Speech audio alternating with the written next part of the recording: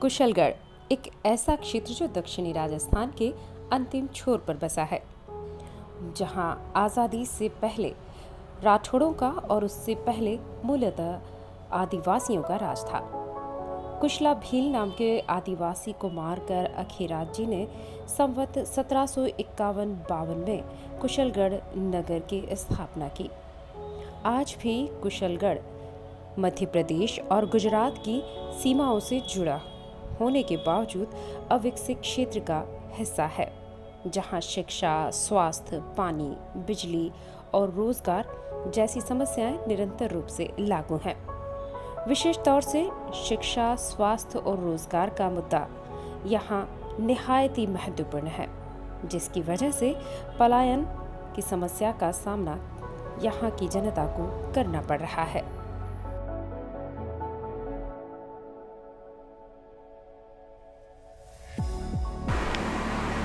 आप सभी को मेरा प्रणाम।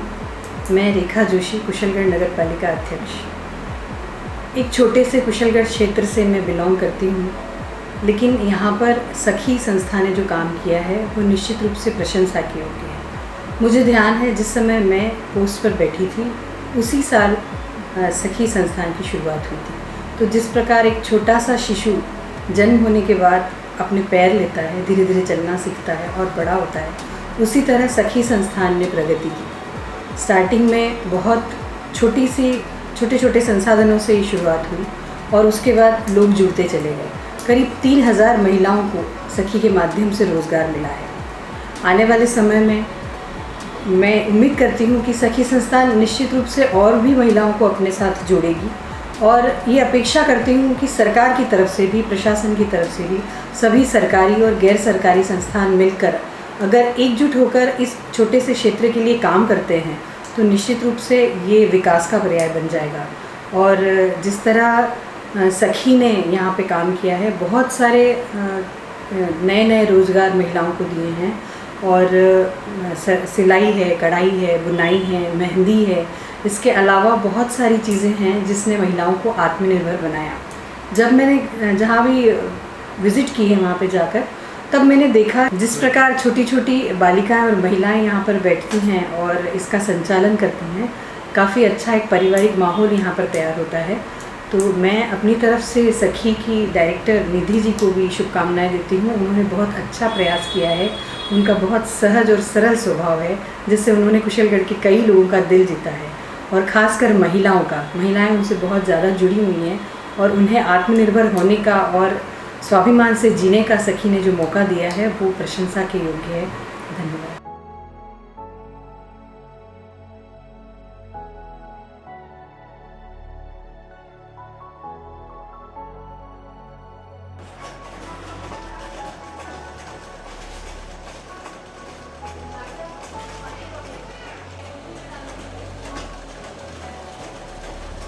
क्या नाम है आपका?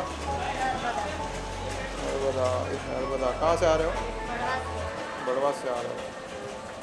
क्या सिलाई सीख रहे हो? अब सिलाई सीख रहे हो, सिलाई सीख के क्या करोगे? दुकान डालोगे। कहाँ पे डालोगे? गांव में या यहाँ शहर में, सिटी में? सिटी में डालोगे दुकान। अच्छा, गांव से यहाँ आते हो तो कितना किराया लगता है? 10 रुपये जाने का, 10 रुपये आने का। अच्छा, यहाँ पे कैसा लग रहा है आपको? कितने दिन हो गए आपको आए? कितने दिन हुए? हमारे यहाँ 15 दिन हो गए। 15 दिन हो गए। और क्या क्या सीख रहे हो अभी? क्या सीखा है? गला सीख रहे हैं और ये रुमाल बना रहे हैं। रुमाल बनाने का सीख रहे हो? हाँ। चलो ठीक है।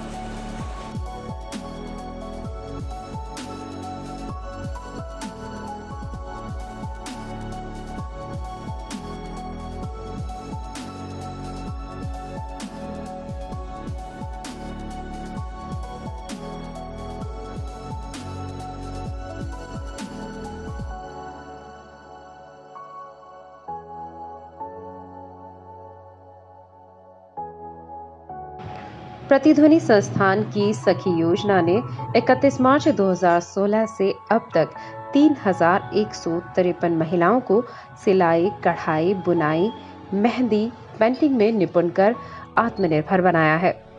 आदिवासी महिलाएं न सिर्फ कुशलगढ़ नगर में बल्कि इस विधानसभा क्षेत्र में अपना अपना सिलाई का व्यवसाय कर रही हैं और प्रतिदिन 400 से 500 रुपए तक अर्जित कर लेती हैं।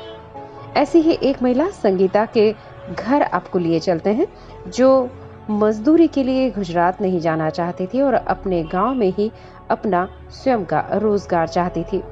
संगीता सज्जनगढ़ ब्लॉक के मेराना गांव की रहने वाली है। सुनते हैं उनकी कहानी उन्हीं की जुबानी।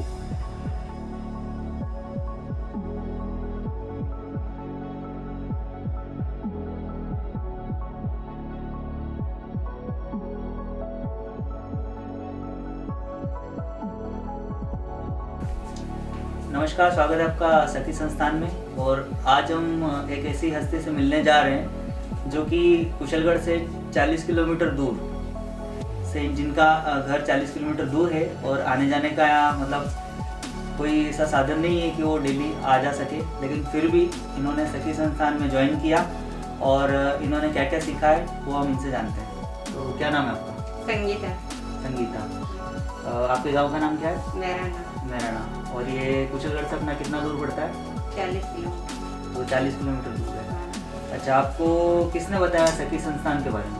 और एक लड़की थी मगरदा की, उनकी शादी उधर कुशलगढ़ के बाजू में ही की। अच्छा। उसने हमारे सगे में लड़की थी। अच्छा। और भाभी की बहन अच्छा, मतलब चंपा की। इनकी भाभी की बहन है जिन्होंने इनको बताया। और ये जो आपकी भाभी है, हाँ। ये भी वहाँ पे जाती है? हाँ, हम दोनों। अच्छा, मतलब आप दोनों साथ में ज्वाइन किया या हाँ। फिर आपकी भाभी ने पहले किया था? ना, साथ में। आप दोनों ने साथ में हाँ। ज्वाइन किया था। तो आप क्या क्या सीखा वहाँ से आपने? वहाँ से कुर्ती, पजामा, घाघरा, अच्छा। ब्लाउज, ये सब सीखा। पेटीकोट। अच्छा, और कितना टाइम हो गया आपको वहाँ जाते थे? शायद 1 महीना 1.5 महीना हुआ। 1 से 1.5 महीना हो हाँ। गया। और अच्छा। इसके बाद में तो कोरोना चल रहा है, अच्छा। इसलिए बंद हो तो 1 से 1.5 महीने में आपने इतना सब सीखा है? गया। हाँ। ठीक है। तो आपको जैसे कि इससे क्या फ़ायदा हुआ? यानी आप जैसे घर पे आप सिलाई करते हैं, जैसे हाँ। आपने बताया कि आपने यहाँ पे घर पे आपने दुकान डाली है, हाँ। आपके भाभी और आपने मिलके। हाँ, मिलके। तो आपको इससे क्या फ़ायदा हुआ? हम रोज सिलते वो कपड़े, तो बिकते तो दिन में 300-400 का तो। अच्छा, मतलब आप 300 से 400 रुपये हाँ। दिन का आप कमाते हैं? हाँ। अच्छा, और मान लीजिए अगर आप जैसे ज्वाइन नहीं करते या आप पढ़े लिखे नहीं होते, हाँ। तो आपको क्या करना पड़ता? तगारी तो नहीं पड़ती, क्या करे दूसरा तो। तगारी तुकनी हाँ, पड़ती तो है। अब कहाँ जाना हमको पड़ता है यह इसके लिए करना आपको? नहीं है, तगारी वगारी नहीं तोकनी। बिल्कुल।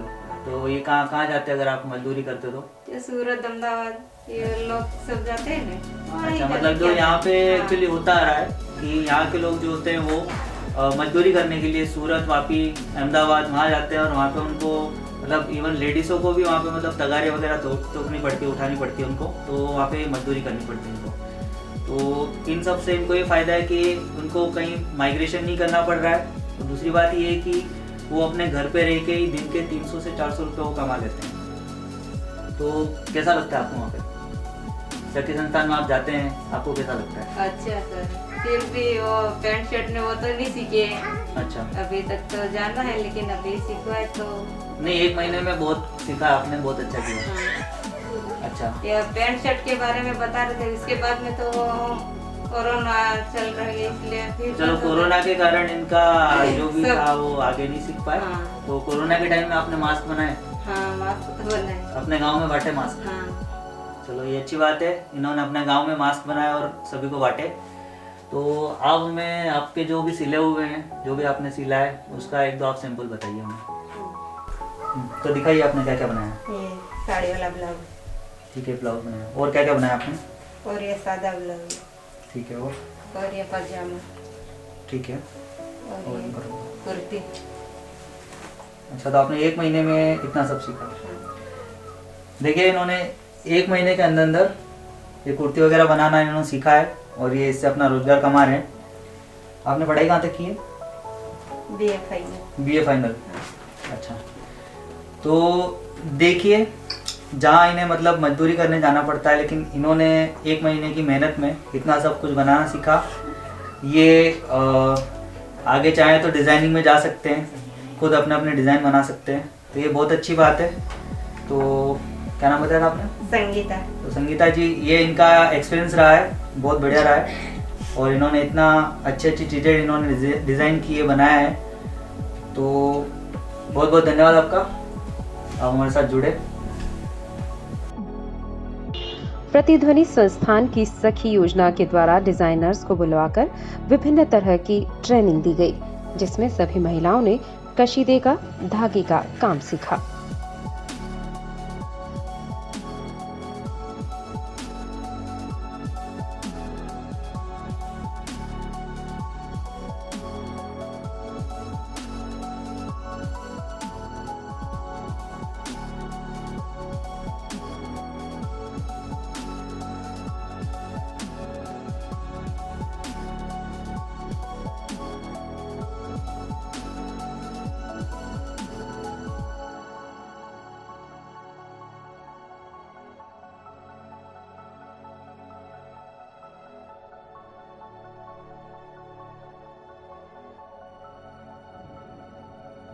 विधानसभा क्षेत्र के विभिन्न ग्राम पंचायतों से महिलाएं आती हैं और सिलाई का कार्य सीखकर अपने पैरों पर खड़ी होती हैं।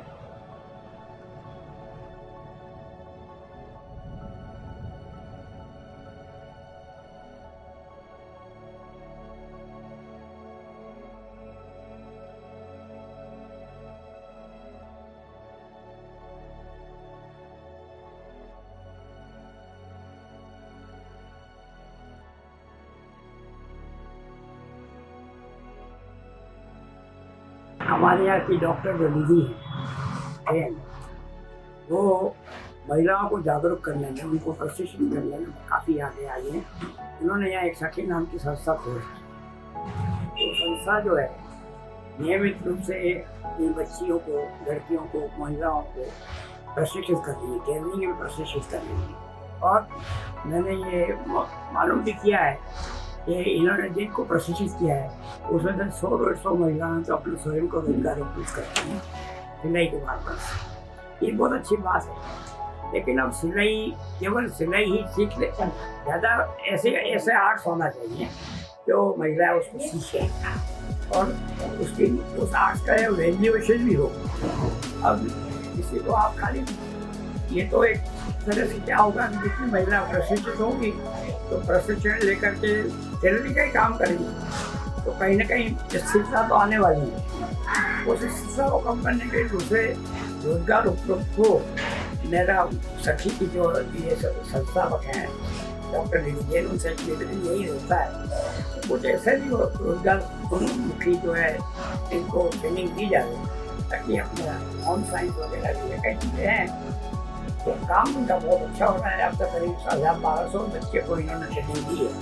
संस्था बहुत अच्छी चल रही है। इससे विशेष कोई प्रेशर वाली बात भी उनके ऊपर नहीं है। अभी वर्तमान के पास किराए का मकान है, उसका किराया नहीं, गवर्नमेंट कोई हेल्प करना नहीं है। अब गवर्नमेंट की भी मजबूरियाँ हो सकती हैं, लेकिन अगर उनको गवर्नमेंट की अगर हेल्प मिल जाए बिल्डिंग वगैरह के लिए तो शी कैन डू वेल। थोड़ा सा गाइडलाइन भी अगर ऊपर से हो, अच्छा दिल्ली से भी उनका संबंध बने और कुछ प्रयोगात्मक ये कुछ रचनात्मक कार्यक्रम हो तो सुनी होती। मुझे बड़ी खुशी है कि ये संस्था चल रही है और डॉक्टर निधि इसके लिए बधाई की बात करने वाली। सखी योजना के द्वारा महिलाओं को सिलाई मशीनें भी वितरित की गई हैं, जिससे वे आज आत्मनिर्भर हैं। साथ ही उन्होंने 50,000 से ज्यादा मास्क का भी निर्माण किया है। राज्य और केंद्र सरकार से ये गुहार है कि आदिवासी क्षेत्र के छोटे से कस्बे में कार्य कर रहे लोगों को सुविधाएं मुहैया कराई जाएं।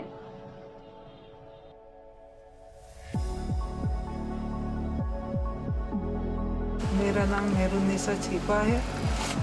मैं सखी में सिखाती हूँ। मेरी उम्र 70 साल है और लड़कियों को सिखा के मैं आत्मनिर्भर करती हूँ और वो से सीख गई है, दुकान खुद लगा ली है उन्होंने। मेरा नाम मंदिला देवदा, गांव वापर पीर में रहने वाली हूँ और 1 महीने से मैं यहाँ सीखने के लिए आती हूँ। तो ब्लाउज और पेटीकोट में सीख गई हूँ और सलवार सूट अभी सीख रही हूँ। मेरा नाम माया खड़िया और मैं 1 साल से सखी में आती हूँ लॉकडाउन में भी हमने मास्क सिले और गरीबों को बांटे और खूब सारे मास्क और सिल रहे, अभी भी सिलते हैं और प्रोडक्शन का काम करते हैं और डिज़ाइन नई सीख रहे, ब्लाउज, कुर्ते और सलवार। मेरा नाम पूजा डामोर है। मैं 1 साल से यहाँ पर सखी में आई हूँ। मुझे कुछ भी नहीं आता था, यहाँ से आके मैंने बहुत कुछ सीखा है, मशीन चलाते हुए, बाकी मशीन चलाते अब मैं ड्रेस वगैरह ब्लाउज सब बना लेती, खुद की मेहनत पे खड़ी हो गई हूँ मैं। मेरे घर वालों पे मैं देती हूँ महीनों के 3 हज़ार रुपये मैं देती हूँ घर पे। और यहाँ पे बहुत कुछ सीखने मिलता है। कम फीस में आते थे हम यहाँ पे, 250 रुपये हमारी इतनी वो नहीं थी, तो भी हम यहाँ पे सीखने आए। अब खुद पे हम खड़े हो गए हैं यहाँ निधि मैम की दुआ से। मेरा नाम शिवानी ठाकुर है और मैं सखी होटल से 2 साल से काम करती हूँ। यहाँ से मैंने सलवार, कुर्ती, ब्लाउज वगैरह सब सिलना सीखा है और सर ने भी बहुत कुछ सिखाया है और कोरोना की वजह से अभी हम मास्क सिल रहे हैं। मेरा नाम जैनब जुजरबाई हाशिम है। सखी में करीबन 6 महीने से यहाँ पे मतलब सीख रही हूँ। मुझे इस सखी के अंदर सिखाने का आइडिया मुनीरा दीदी का था कि वो मुझे यहाँ पर ले आई, मतलब लाई, और मुझे यहाँ पे आकर मतलब इतना इंटरेस्ट आया कि मतलब ये भी कोई मतलब एक जरिया है किसी से, मतलब जिससे हम रोज़गार पा सकते हैं। और मुझे यहाँ पे आके एक बहुत कुछ सीखने मिला। मेहताब सर ने और मुनीरा दीदी ने मुझे इतना सपोर्ट किया, उन्होंने मुझे हर चीज़ डिटेल में सिखाई कि कैसे क्या होता है, कैसे सिलाई होती है। उन्होंने मुझे कटिंग सिखाई, उन्होंने मुझे मतलब सिलाई का उन्होंने मुझे नॉलेज दिया। आज मतलब मैं इंटीरियर डिज़ाइनिंग कर रही हूँ उनके साथ। मतलब ये एक मेरे पास एक एक्स्ट्रा है जो as a fashion designer designing का हो सकता है। तो मुझे उन्होंने इसमें भी मुझे एक नया एक होप मिली है कि मैं इससे भी अगर आगे मुझे कुछ फ्यूचर में कुछ करना हो तो मैं इसके ज़रिए कुछ कर सकती हूँ। और इस पेंडेमिक के अंदर भी मुझे मास्क के ज़रिए मैंने लोगों की मदद की है और उनकी मतलब पेंडेमिक के अंदर मैंने उनकी सेवा की। मेरा नाम मनीषा बोई है और मैं सखी में 1 साल से काम कर रही हूँ और सर ने मुझे कम्प्लीटली पूरा सिखा दिया है। मेरे को सलवार, कुर्ती, ब्लाउज, प्लाजो सब बनाना आता है और मैं सखी में प्रोडक्शन का काम करती हूँ और अभी हम कोरोना की वजह से मास्क बना रहे हैं।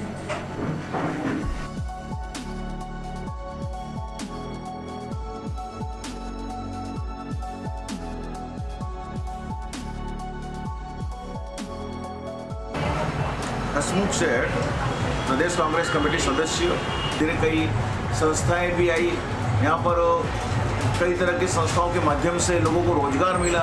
यहाँ पर सखी के माध्यम से भी पिछले लगभग 5-7 वर्षों के अंदर बहुत अच्छा काम किया गया, जिसके अंदर कई महिलाओं को जो बेरोजगार थी, जिनके हाथ में कला नहीं थी, तो उन्होंने यहाँ पर रह करके कला सीखी और अपनी कला के माध्यम से जो कला सीखी उसके माध्यम से बाजार के अंदर इन्होंने अपना रोजगार प्रारंभ किया और वहाँ पर कई महिलाएं आज भी ट्रेनिंग ले रही है और अपना काम का जो जीवन यापन के लिए वहाँ से सीख करके चला रही है।